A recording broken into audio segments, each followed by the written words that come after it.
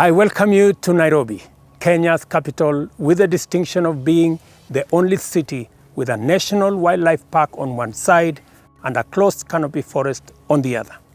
Kenya is a country of innovative, hardworking, hospitable, and ecologically conscious people.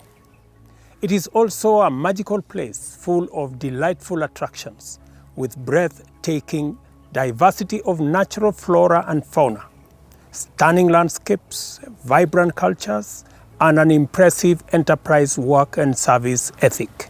Between 4th and the 6th of September this year, Nairobi will host the Africa Climate Summit, where our continent will gather to define and refine its fresh and distinctive position regarding how humanity should engage in effective action in order to save this planet from a climate catastrophe and at the same time lift hundreds of millions out of poverty. As the chairperson of the Committee of African Heads of State and Government on Climate Change, and as President of Kenya, it is an immense privilege to have the honor of inviting fellow heads of state and government from every African nation and throughout the world, heads of national delegations, corporate leaders, and captains of industry, representations of development institutions, and every distinguished participant to Nairobi for the Africa Climate Summit. As Africa, we are committed to bringing everyone on board in order to make every voice to be heard. Since the climate crisis does not discriminate between the global north and the global south, or between rich nations or poor nations, effective climate action must recognize our shared threat as well as collective opportunity to develop and implement common global solutions. Africa is ushering in a new era of international solidarity and multilateral governance to guide the world in climate action and a new green industrial age.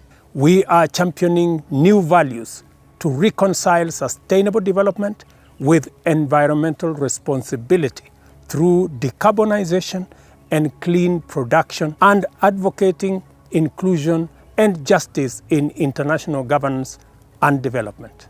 African nations are emerging as the new torchbearers of the most impactful climate action. And at the summit, we aspire to chart a new growth agenda that will deliver shared prosperity and sustainable development. I am strongly persuaded that the Africa Climate Summit will give all of us a unique opportunity to make significant progress in the global climate action agenda by committing to the Nairobi Declaration on green growth and climate finance. This commitment will consolidate and outline Africa's ambitious green growth agenda and climate finance solutions. I am honored to have the opportunity to convey the collective gratitude of the people of Kenya to the Africa Union for entrusting us with the opportunity to host the Africa Climate Summit.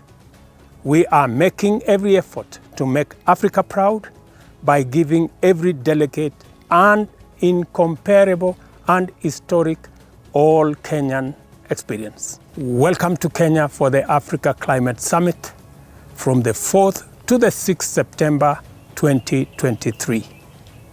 See you all in Nairobi.